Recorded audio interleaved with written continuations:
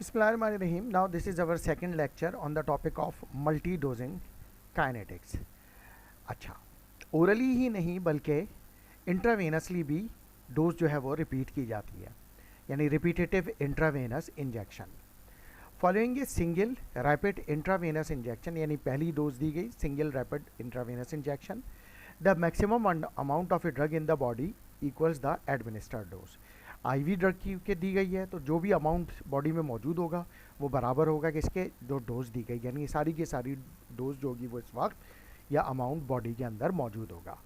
For one compartment open model the drug undergoes elimination according to first order kinetics where the rate of elimination is proportional to the drug concentration remaining in the body.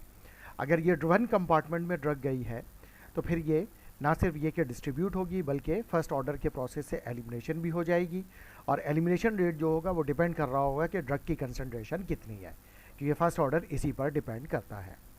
The dosage interval denoted as tau, ठीक है, this is a sign of tau, represents the time between consecutive doses, यानी tau के ज़रिए हम ये represent करते हैं कि दो डोजेस के दरमियान कितना डिफरेंस है, यानी 8 घंटे है, 6 घंटे है, 12 घंटे है, 24 घंटे है, that is represented by sign of Tor.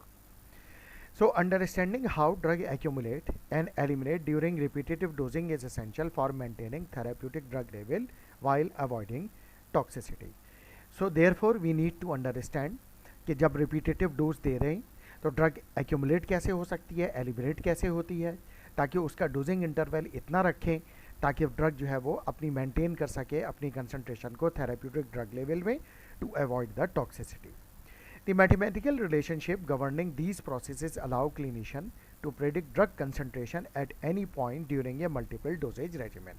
तो जो मैथमेटिकल रिलेशनशिप हम बताएं डिटरमिन करेंगे इसमें, तो वो क्लिनिशियन को हेल्प आउट करेगी। अब वो क्लिनिकल फार्मेसिस्ट भी हो सकता है कि किस टाइम पर मल्टीपल डोजिंग जब रेजिमेंट हम कर रहे हैं, यानी मल्टी डोजिंग काइनेटिक्स कर रहे हैं, तो किस टाइम पॉइंट पर, किस पॉइंट ऑफ टाइम पर कितनी ड्रग की कंसंट्रेशन इस वक्त बॉडी में मौजूद है।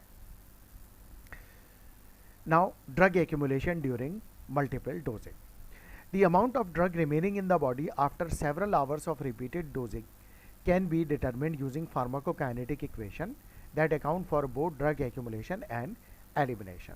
तो हम जो है बॉडी में ड्रग कितनी एक्यूमुलेट हो रही है या कितनी मौजूद है उस पर्टिकुलर टाइम तक, सेवरल आवर के बाद, यानी several hour of repeated dosing, यानी आपने पहली डोज दी, फिर 8 घंटे के बाद अगली डोज दी, फिर 8 घंटे के बाद, इस तरह से आप 2-3 दिन से ये डोजेस दे रहे हैं। तो अब मुझे ये मालूम करना है कि क्या ड्रग जो है बॉडी में एक्यूमुलेट हो रही है और किस तरह से एलिमिनेट हो रही है।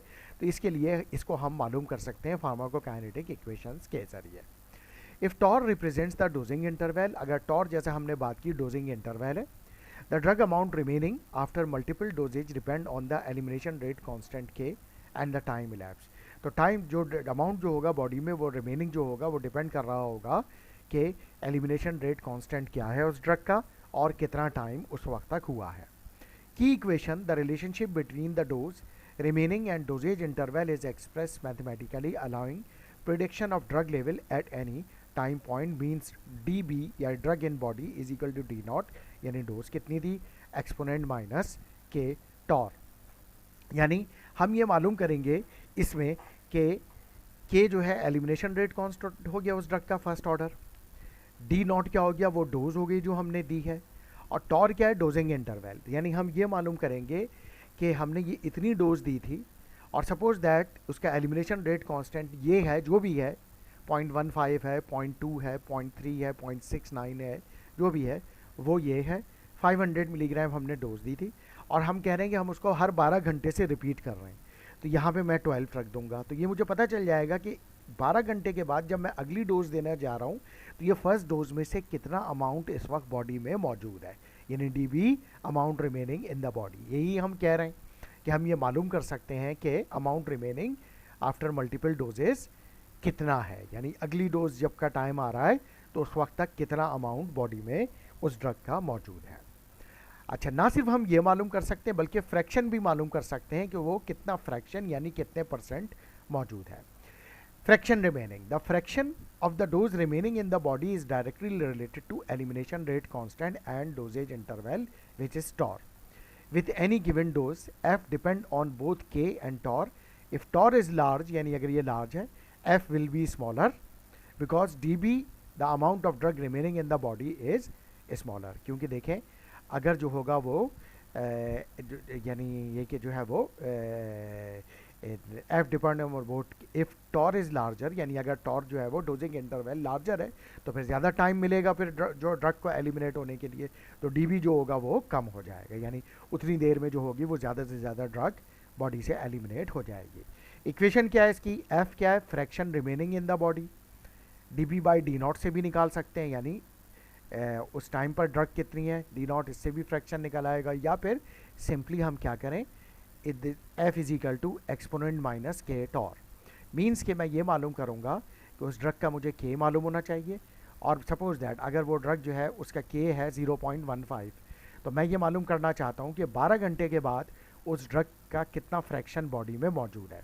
तो मैंने क्या किया, यहाँ पे 12 रखा, के की वैल्यू रखी, एक्सपोनेंट माइनस साइंटिफिक कैलकुलेटर में एक्सपोनेंट माइनस 0.15 इंटू 12 किया, तो मेरे पास फ्रैक्शन में वैल्यू आ जाएगी कि 12 घंटे के बाद जब मैं अगली डोज देने जा रहा हूँ तो कितने परसेंट या कितना फ्रैक्शन उसका अभी बॉडी में मौजूद है. सपोज दैट ये आता है 0.2, तो इसका मतलब ये है कि अगर ये 1000 मिलीग्राम दी थी तो 1000 मिलीग्राम का 0.2 यानी 20% कितना होगा, 20 milligram 200 milligram.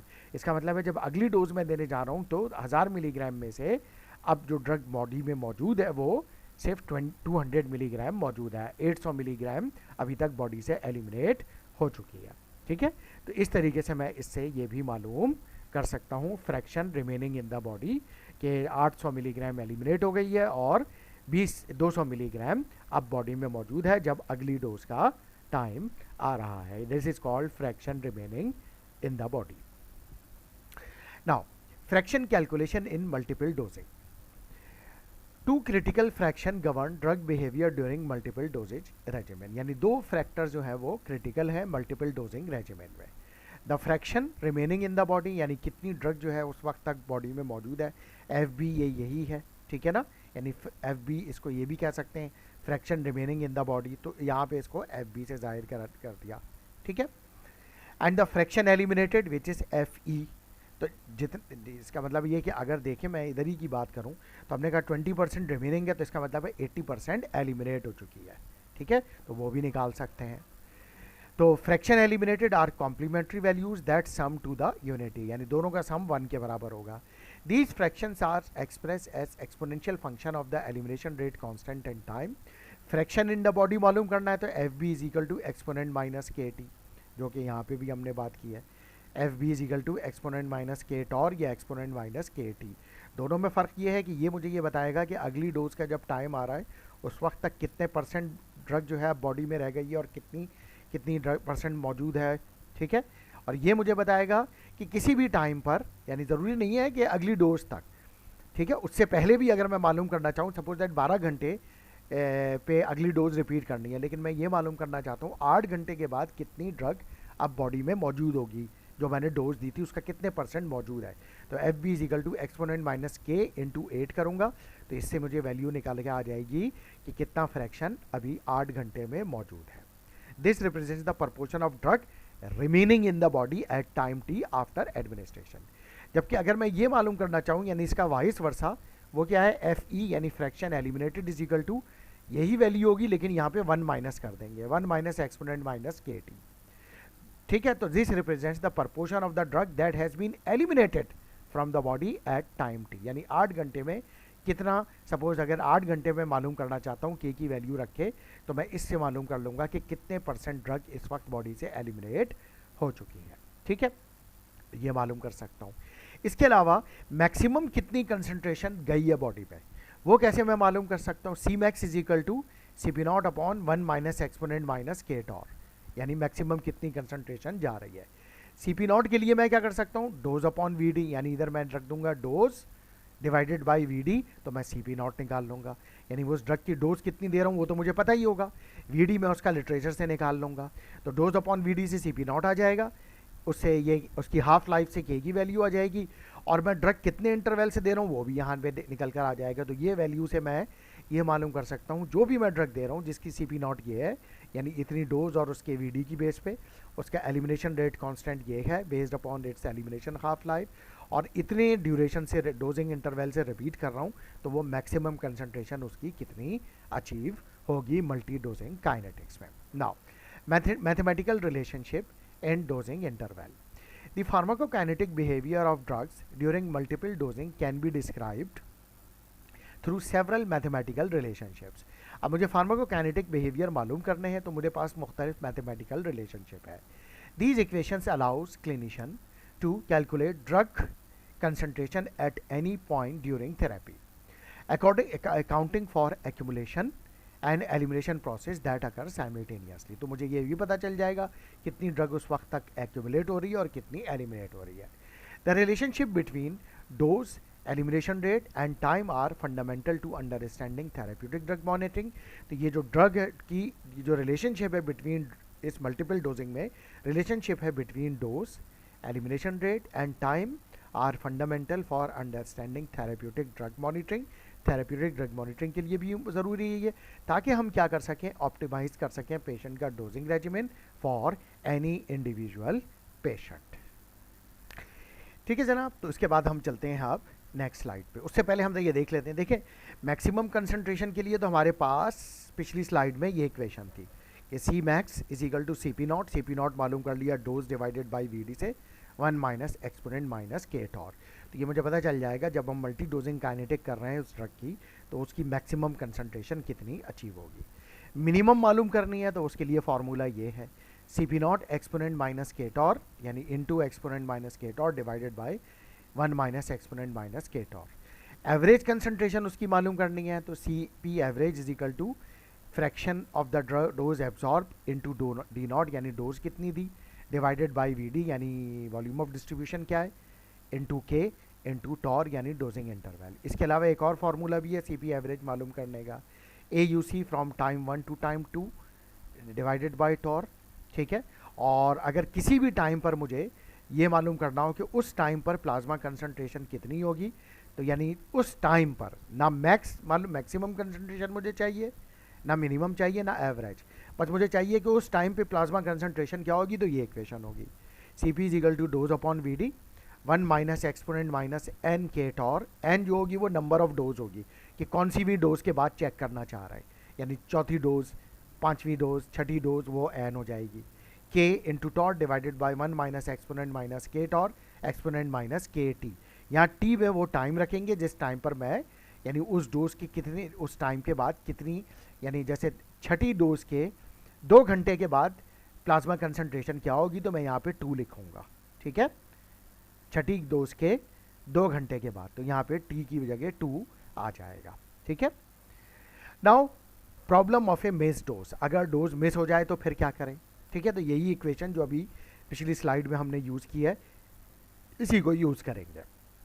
Now when patient missed A schedule dosing, अगर पेशेंट अपनी शेड्यूल डोज मिस कर दे ड्यूरिंग मल्टीपल डोजिंग थेरेपी, जो अक्सर हो जाता है, प्रैक्टिकल सिचुएशन है, the plasma drug concentration can be calculated using the principle of superposition, and this approach allows clinician to determine the actual drug level by accounting for the missing dose contribution. तो जो pharmacist है, clinician है, clinical pharmacist है, वो ये determine कर सकता है कि डोज जो मिस हुई है उसकी वजह से कितना कंसंट्रेशन पर फर्क आ रहा है. The fundamental equation describe the plasma drug concentration at T hour यानी ये टाइम पे आफ्टर द nth डोजेज, यानी n मैंने आपको बताया था डोजेज होगी, is administer where doses are given at tau hour apart, यानी ये डोजिंग इंटरवल हो गया according to multiple dose regiment. To correct for a missed dose the concentration that would have been contributed by the missing dose must be subtracted from the expected concentration. यानी इससे जो भी value आ रही होगी उसमें से मिस डोज की value को माइनस करना पड़ेगा. The concentration contributed by missing dose is calculated based on the time for missed concentration, यानी कितनी देर हुई है उस डोज को मिस हुए, which represents the time elapsed since the scheduled dose was missed. यानी जो शेड्यूल डोज थी उसको मिस हुए कितना टाइम हुआ है, 2 घंटे हो गए, 3 घंटे हो गए, 4 घंटे हो गए, तो वो टी मिस कहलाएगा. This value is then subtracted to determine the actual plasma concentration. यानी फॉर एग्जाम्पल मैंने ये कहूँ कि एक पेशेंट था वो हर 6 घंटे पे कोई ड्रग ले रहा था, 500 मिलीग्राम ड्रग ले रहा था, उसका वॉल्यूम ऑफ डिस्ट्रीब्यूशन था 10 लीटर, ठीक है, और 5वीं डोज के बाद 6ठी डोज लेना वो भूल गया, ठीक है, और वो हर 6 घंटे के बाद ड्रग ले रहा है, और उसकी जो एलिमिनेशन रेट कांस्टेंट है वो है 0.15 पर आवर। तो मैंने डोज की जगह 500 लिखा, वीडी की जगह 10 लिखा, 1 माइनस एक्सपोनेंट माइनस एन, 6ठी डोज के बाद कैलकुलेट करना है इसलिए यहाँ पे 6 लिखा, 0.15, ये हर 6 घंटे पे डोज रिपीट हो रही है, टॉर लिखा, 1 माइनस एक्सपोनेंट माइनस के की वैल्यू 0.15, टॉर की वैल्यू लिखी, ठीक है, यानी टॉर की वैल्यू हो गई जो भी होगी, यानी 6 घंटे, एक्सपोनेंट माइनस के टी, ठीक है, एक्सपोनेंट माइनस के की वैल्यू 0.15, टी की वैल्यू लिखी क्योंकि इस डोज के बाद तो ये टाइम ज़ीरो है, ठीक है, तो ये इसको मैंने यहाँ पे कुछ भी नहीं लिखा, यानी टाइम की जगह ज़ीरो ही लिख दिया, ये वैल्यू निकाल ली, जो भी आ रही होगी वो आ गई। उसके बाद मैंने क्या किया, C P not is equal to 500 divided by T exponent minus K T miss, K की वैल्यू 0.15, टी क्योंकि 2 घंटे हुए डोज मिस हुए तो यहाँ पे 2 आवर लिख देंगे, इसकी जो भी वैल्यू आएगी वो इससे माइनस कर देंगे, तो मेरे पास वो कंसंट्रेशन आ जाएगी जो कि यानी ये आ रही होगी वो कंसंट्रेशन जिससे डोज मिस नहीं हुई है, ये आएगी वो कंसंट्रेशन जिससे डोज मिस हुई है, ठीक है, तो यहाँ पे जो है वो ये डिफरेंस आ रहा होगा, तो मैं इसको माइनस कर दूंगा तो वो मुझे पता चल जाएगा कितनी कंसंट्रेशन कम हुई है, या मैं इसको ऐसे भी लिख सकता हूँ, ठीक है ना, या तो मैं इसको अलग अलग करके कैलकुलेट कर लूँ, या अगर कंबाइन करना चाहूँ तो ये देखिए डोज अपॉन वीडी दोनों में कॉमन निकल आएंगे, ठीक है, तो ये कॉमन हो गया, बाकी फिर होल ब्रैकेट में ये वैल्यू निकल के आ जाएगी और ये वैल्यू यहाँ पर आ जाएगी, ठीक है, और क्योंकि ये के टी मिस इसमें से माइनस होनी है, ठीक है, तो यहाँ पे माइनस की साइन हम लगा देंगे जैसा कि ये आ रहा है, यानी जो मिस डोज का अमाउंट इसमें से माइनस करना है, ये देखें ये डोज अपॉन वीडी दोनों में से कॉमन निकल आया, ये स्क्वायर ब्रैकेट हो गया, बाकी ये वैल्यू एज इट इज़ है और ये माइनस होके क्योंकि इस ये वाली वैल्यू से ये वाली वैल्यू माइनस होनी है क्योंकि ये वो अमाउंट है जो कि कम हो गया है, यानी कंसंट्रेशन का अमाउंट कम हो गया है, क्यों, क्योंकि डोज मिस हो गया है, तो इस तरीके से हम डायरेक्ट भी कैलकुलेट कर सकते हैं। सो after identifying the contribution of the missing dose, the equation can be corrected to reflect the actual plasma drug concentration, and this correction is essential for accurate therapeutic monitoring and clinical decision making. तो इससे जो होगा concentration जो आ रही होगी उसके बाद हम ये डिसाइड करेंगे क्या हम अगली डोज इस अभी जितनी देर हुई है उस वक्त दे दें, अगर दे दें तो उससे अगली डोज पे क्या टाइम फ़र्क पड़ेगा, क्या अगली डोज फिर 6 घंटे के बाद दें या फिर 4 घंटे के बाद दें, क्योंकि हर 6 घंटे के बाद हम डोज दे रहे थे तो 2 घंटे का टाइम इलेप्स हो चुका है इस डोज को मिस हुए, तो फिर अगर मैं अभी दे देता हूँ तो यानी ये 2 घंटे उससे तो फिर क्या उस जो हमने जिस टाइम पे जो डोज दिया उसके 4 घंटे बाद अगली डोज दे दें या फिर उससे 6 घंटे फिर हर 6 घंटे पे कैलकुलेट करें, वो डिसीजन मेकिंग हमारे लिए वहाँ पर इम्पॉर्टेंट होगी। Important note, steady state simplification, ठीक है, if steady state is reached, अगर ड्रग की कंसंट्रेशन स्टेडी स्टेट पे आ चुकी है, आइदर एन इज लार्ज यानी बहुत है after many doses, the equation simplifies यानी फिर ये इक्वेशन सिंप्लीफाई हो जाएगी and making calculation more straightforward for clinical application, और इस इक्वेशन ये सिंप्लीफाई होके ये हो जाएगी C P is equal to dose upon V D exponent minus K T 1 minus exponent minus K T exponent minus K T miss, ठीक है, यहाँ पे टी मिस में वो टाइम लिखेंगे, ये तो एक्चुअल टाइम होगा उस ड्रग का जिस पे हम सीपी मालूम कर रहे हैं, और ये जितने घंटे उसमें से मिस हो गए डोज को मिस हुए हुए 2 घंटे हो गए 4 हो गए वो यहाँ पर हम लिखेंगे, तो ये मेरे पास डायरेक्टली हो जाएगी, लेकिन ये किस सिचुएशन में अप्लाई होगी, जब ड्रग का स्टेडी स्टेट अचीव हो चुका होगा, ठीक है। Now clinical example of cephalosporin, cephalosporin with elimination rate constant of के 0.2 पर आवर, ठीक है, तो इसका के की वैल्यू दे दी क्योंकि हमें इसको ज़रूरत पड़ेगी इस इक्वेशन में, देखें के की वैल्यू, ठीक है, अच्छा, and volume of distribution of 10 litre, इसकी भी ज़रूरत पड़ेगी क्योंकि ये देखें वॉल्यूम ऑफ डिस्ट्रीब्यूशन 10 लीटर चाहिए, was administered by IV multiple dosing, okay, multiple dose, that dosing the regimen consist of 100 milligram injection every 6 hour for 6 doses, 100 milligram dose हो गई तो यानी डोज भी हो गई, ठीक है, टॉर भी हो गया एवरी 6 आवर, ठीक है, एवरी 6 आवर यानी ये टॉर की वैल्यू भी आ गई, टोटल इसकी 6 डोजेस दी गई हैं, this example demonstrate how to calculate plasma drug concentration when doses are missed. ठीक है, अब प्रॉब्लम क्या है? Calculate the plasma drug level concentration 4 hour after the 6th dose. सबसे पहले तो ये मालूम कर लें कि छठी डोज के 4 घंटे के बाद प्लाज्मा ड्रग कंसंट्रेशन क्या होगी। उसमें तो हम सिंपल ये इक्वेशन लगा देंगे, ठीक है ना, ये वाली इक्वेशन।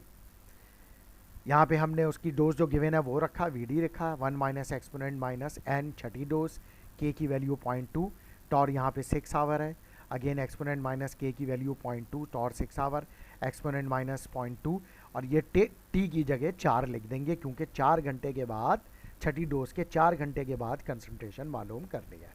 ठीक है, तो इस तरह से मैं जब इसको कैलकुलेट करूँगा इस इक्वेशन में, तो मेरे पास ये कंसंट्रेशन आ जाएगी कि छठी डोज के 4 घंटे के बाद उस ड्रग की कंसंट्रेशन क्या होगी। ठीक है, तो ये तो कोई सिंपल सवाल था, इसमें तो कोई डोज मिस हुई नहीं थी।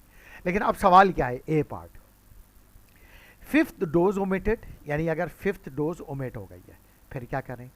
बी 6th डोज ओमिटेड, अगर छठी डोज 6th डोज नहीं दी गई यानी 5वीं डोज मिस हो गई है, या फिर छठी डोज, यानी एक सिचुएशन है 5वीं डोज मिस हुई है तो प्लाज्मा यानी चौथी तक दी गई है लेकिन 5वीं डोज मिस हो गई है, तो क्या हो, कंसंट्रेशन पे क्या फ़र्क पड़ेगा। 6 डोज ओमिट हो गई है यानी छठी डोज मिस हो गई है तो क्या होगा, या फिर 4th डोज ओमिटेड हुई तो फिर क्या फ़र्क पड़ेगा। नाउ सब्स्टिट्यूट के, यानी के की वैल्यू वही गिवन है 0.2 पर आवर, वीडी 10 लीटर ये गिवन है, डोज 100 मिलीग्राम है, एन जो है वो 6 है, टाइम 4 आवर, ये मैंने आपको बताया था ना ये पहले 4 hour, and tau 6 hour into the equation. अब मैंने इसको जब कैलकुलेट किया तो ये वैल्यू आ रही है 6.425 मिलीग्राम पर लीटर। यानी ये जो पहला पार्ट था जिसमें मुझे ये मालूम करना था कि इसमें जिसमें कोई भी डोज मिस नहीं हुई थी, सिर्फ ये मालूम करना था छठी डोज के 4 घंटे के बाद प्लाज्मा ड्रग कंसंट्रेशन क्या होगी, तो ये होगी 6.425 मिलीग्राम। ठीक है, इसमें क्या है, if no dose was omitted. ठीक है, the plasma drug concentration 4 hour after the 6th injection would be 6.425 milligram per litre. ठीक है, तो ये हो गया। लेकिन अब ये ए, बी और सी हम आगे अटेम्प्ट करेंगे। नाउ पहले हम ए करते हैं, scenario A, 5th dose was missing, यानी ये वाला 5th dose omitted. When the 5th dose is omitted, T miss कितना होगा, 6 + 4 10 आवर। यानी क्या मतलब हुआ, 6 + 4, देखिए 5वीं डोज मिस हुई है। ठीक है, तो 5वीं से छठी तक का टाइम कितना आया, 6 घंटे। फिर उसके भी 4 घंटे के बाद हम कंसंट्रेशन मालूम कर रहे हैं, यानी 4 घंटे के बाद मालूम कर रहे हैं ना ये 6.425।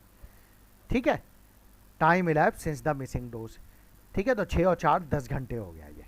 ठीक है ना, तो इसलिए ये 5th डोज के बाद 6 घंटे, ठीक है, और 4 घंटे और मजीद जिसके बाद मुझे कंसंट्रेशन मालूम करनी है, क्योंकि मैंने यहाँ पे बताया कि हमें कंसंट्रेशन चाहिए 4 hour after the 6th dose. ठीक है, तो यानी हमारा एजम्पशन ये है कि इसमें जो है वो 5वीं डोज मिस हुई है, छठी अपने टाइम पे लगी है, और उसके 4 घंटे के बाद क्या फ़र्क पड़ा। तो 5वीं डोज जो मिस हुई है उससे टोटल उसके छठी डोज के 4 घंटे के बाद कितना टाइम बन रहा है, 10 घंटे। यानी 5वीं से छठी 6 घंटे, और फिर छठी डोज के 4 घंटे के बाद ये 6 और 4 10 हो गए। ठीक है, time elapse the since the missing dose, miss dose कौन सी है, 5th। Using steady state equation the concentration of the missing dose is calculated by subtracted CP dash is equal to dose upon VD, क्योंकि इतनी dose के बाद steady state achieve हो गई होगी, exponent minus KT miss, dose 100, 10 exponent K की value, और ये T मिस 10 आवर है, ये निकाला, तो ये कितना आया, drug concentration correcting for the missing dose is 6.425, यानी इससे जो अमाउंट आया वो आया 1.353। तो इसको इसमें से 6.425 जो कि विदाउट मिसिंग था माइनस किया, तो यानी जो 5वीं डोज जो मिस हुई थी तो उसकी वजह से जो कंसंट्रेशन कम हुई के हो गई है वो 5.072 मिलीग्राम पर लीटर हो गई है। यानी इस केस में 5वीं डोज मिस हुई थी, छठी डोज अपने टाइम पर लगी है, और छठी डोज के 4 घंटे के बाद कंसंट्रेशन चेक कर रहा है। तो 5वीं डोज से जो कंसंट्रेशन कम हुई है वो 1.353 मिलीग्राम पर लीटर कम हुई है, तो इसको टोटल में से 6.425 से माइनस कर दिया तो ये आ रही है। इसी तरीके से 6 डोज का भी निकाल सकते हैं। 6 डोज में क्या होगा, जो टी मिस होगा सिंपली 4 आवर आएगा, क्योंकि छठी डोज अपने टाइम से जो नहीं दी गई है उससे सिर्फ 4 घंटे का लैप्स आया है. So this represents the most recent miss dose resulting in larger impact on plasma. तो इसी इक्वेशन में बस ये टी मिस की जगह यहाँ पे 10 आवर लिखा था, यहाँ पे 4 आवर लिखेंगे, जो क्या बन रहा है 4.493 मिलीग्राम. तो 6.425 से 4.493 निकाला तो यह कंसंट्रेशन हो गई, यानी छठी डोज जो मिस हुई है उससे जो कंसंट्रेशन कम हुई है 4.493, और टोटल कंसंट्रेशन पे जो कमी हुई है होके जो कंसंट्रेशन अब रह गई है वो 1.932 मिलीग्राम पर लीटर है. इसी तरीके से फोर्थ डोज जब मिस हुई है, तो जबकि फिफ्थ डोज दी गई है और सिक्स डोज दी गई है, तो फोर्थ डोज से फिफ्थ डोज तक 6 घंटे, फिर फिफ्थ डोज से सिक्स डोज तक अगेन 6 घंटे, तो 12 घंटे तो यही हो गए. फिर छठी डोज के 4 घंटे के बाद प्लाज्मा कंसंट्रेशन, तो 12 और 4 16 आवर आ गया. तो इसी इक्वेशन में मैंने फिर ये 16 रखा, ठीक है. तो वो बन रही है 0.408 मिलीग्राम. तो मैंने इसको माइनस किया 6.425 मिलीग्राम, 0.408 मिलीग्राम. तो चौथी डोज जो मिस हुई है उससे कंसंट्रेशन कम होकर कितनी हो गई है 6.016 मिलीग्राम पर लीटर. यानी जब कोई डोज मिस नहीं थी तो 6.425 मिलीग्राम थी. जब चौथी डोज मिस हुई है लेकिन पाँचवीं और छठी दी गई है तो कंसंट्रेशन आ रही है छठी डोज के 4 घंटे के बाद 6.016 मिलीग्राम. और पाँचवीं डोज मिस हुई है लेकिन छठी दी गई है, फर्स्ट दी गई है, सेकंड दी गई है, थर्ड दी गई है, फोर्थ दी गई है, पाँचवीं मिस हो गई है, छठी दी गई है. तो पाँचवीं डोज से जो कंसंट्रेशन कम हुई है इतनी, और फिर छठी डोज के 4 घंटे के बाद कंसंट्रेशन ये अचीव हो रही है. और अगर छठी डोज मिस हुई है पाँचवीं डोज तक हम देते रहें तो छठी डोज का से जो डोज मिस हुई है उससे कंसंट्रेशन कम होके 1.932 मिलीग्राम पर लीटर पर आ रही है. और कम कितनी हो रही है छठी डोज से 4.493 मिलीग्राम पर लीटर. तो ठीक है, इससे हम कैलकुलेट कर सकते हैं. फिर अगर अर्ली या लेट डोज एडमिनिस्ट्रेशन क्या करनी है तो उस पर ये इक्वेशन लगेगी, ठीक है. यानी आपने एक्चुअल डोज कब दी है. When drug dose is taken earlier और लेट, यानी अर्ली ले ली या लेट ले ली, then the schedule during multiple doses, यानी जो भी डोज आपकी थी उससे जल्दी ले ली या देर कर दी, the resulting plasma drug concentration still can be calculated using the principle of superposition. ठीक है. This approach treats the dose as missing as its schedule time. ठीक है, यानी वो जो मिस हुई है जितनी देर शेड्यूल टाइम से वो उसमें डाल दी. Then add back the contribution from the actual time of concentration. ठीक है, और फिर जो एक्चुअल डोज दी थी उसको ऐड करते हैं, यानी जो मिस हुई थी वो यहाँ पे माइनस हो गई और जो हमने एक्चुअल ली थी उसको ऐड कर दिया, यानी ये प्लस हो गया T actual. The dose can be treated as missing with the late or early dose added back to account for the actual timing of dosing. This method uses the equation where T miss represents the time elapsed since the dose was scheduled and the T actual represents the time elapsed since the dose was actually taken. ठीक है, यानी अगर late 2 घंटे late हुई तो उस वक्त ले ली, तो यहाँ पे वो 2 घंटे हम आप जो है वो ऐड कर देंगे. ठीक है. Using a similar approach A second miss dose can B subtracted from equation. Similarly है, यानी जो भी डोज होगी जो मिस हुई वो माइनस हो गई, लेकिन जो एक्चुअल फिर आपने जिस टाइम पर ले ली लेट आपने वो ड्रग ले ली लेटर फ्रॉम द शेड्यूल, तो वो ऐड हो गई, तो उससे सीपी पे क्या फ़र्क पड़ेगा वो निकल कर आ जाएगा. ठीक है. सिमिलरली ये सेकेंड और लेट और early dose may be corrected by subtracting the schedule dose following adding the actual dose. यानी schedule dose missing, actual dose taken वो ऐड हो गई, मिसिंग हुई वो माइनस हो गई. If a different dose amount is given the regular dose may be subtracted and the new dose added back. अगर ये डोज आपने चेंज की है तो फिर इसको भी आपने डिफरेंस को निकालना पड़ेगा. ये एक सिचुएशन आ गई late dose administration using the same cephalosporin from the previous example, जिसमें के की वैल्यू है 0.2 पर आवर, वीडी 10 लीटर है. Administered by multiple IV bolus injection at 100 milligram, D naught हो गया 100 मिलीग्राम, एवरी 6 आवर, टॉर हो गया 6 our, and जो है टोटल दी गई 6 doses. When calculate the plasma concentration 4 hour after the 6 dose if the 5th dose were given 1 hour later. अब ये क्या है, 5th डोज जो दी गई है वो 1 घंटा लेट दी गई है. ठीक है, तो पहले हम 5th डोज को माइनस करेंगे जो क्योंकि अपने टाइम पर टी मिस को माइनस कर देंगे, लेकिन 1 घंटे के बाद ली गई है तो उसको ऐड कर देंगे. वो कैसे करेंगे. प्रॉब्लम पैरामीटर के की वैल्यू इस ये इक्वेशन वही हो गई जो हमने अभी पीछे देखी थी, ये वाली इक्वेशन. ठीक है, सेम इक्वेशन है यहाँ पे, k 0.2 पर आवर, और इसमें 5th डोज मिस हुई है, ठीक है। लेकिन 1 घंटे के 5th डोज के मिस होने के 1 घंटे के बाद पेशेंट को याद आया तो उस वक्त उसने ले ली, तो अब CP पर क्या फ़र्क पड़ेगा। k 0.2 per our, VD 10 litre है, डोज 100 मिलीग्राम, एन जो है छठी डोज के बाद ही, छठी डोज के 4 घंटे के बाद चेक करना है, तो ये टी, ये जो होगा ये टी जो होगा ये 4 आवर आ जाएगा, ठीक है। ये टॉर नहीं है, टी है, और ये टॉर 6 आवर है, हमें पता है यहाँ पे। टी मिस कितना हो जाएगा, 10 आवर। 10 आवर किस लिए हो जाएगा कि 6 और 4 10, ठीक है ना, वही है 5वीं डोज जो मिस हुई है उसके 6 घंटे और उसके 4 घंटे के, छठी डोज के 4 घंटे के बाद कंसंट्रेशन, तो 10 घंटे हो जाएंगे उसको मिस हुए हुए, तो वो के टी मिस की जगह 10 आवर लिखेंगे, के की वैल्यू तो वही 0.2 हो जाएगा।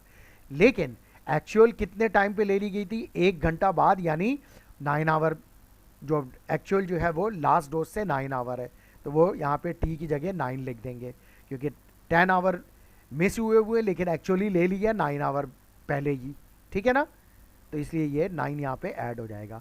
इसको कैलकुलेट करेंगे तो ये क्या निकल कर आया, इसकी वैल्यू तो निकल कर आई मेरे पास, यानी ये यहाँ तक 6.425, ठीक है। ये मिस की वैल्यू निकल कर आई 1.353, और ये एक्चुअल जो ऐड हुई 1.653, तो टोटल कंसंट्रेशन फिर बाद में जो लेट इसने ली थी उससे कंसंट्रेशन कितनी अचीव हो रही है, 6.725 मिलीग्राम पर लीटर। तो अगर ये थेरेप्यूटिक रेंज में आ रही है यानी टॉक्सिक नहीं हो रही, तो फिर इसका मतलब है अगर उसने 1 घंटा ले भी ली 5th डोज और छठी डोज अपने टाइम पे ली है, यानी 5वीं डोज के 5 घंटे के बाद रादर देन 6 आवर, तो इससे कोई ख़ास कंसंट्रेशन टॉक्सिक नहीं हुई है और पेशेंट इसको ऐसे मैनेज कर सकता है। इसके साथ ये पोर्शन भी लेक्चर का कंप्लीट हो गया, यानी सेकंड लेक्चर हमारा कंप्लीट हो गया। Thank you very much.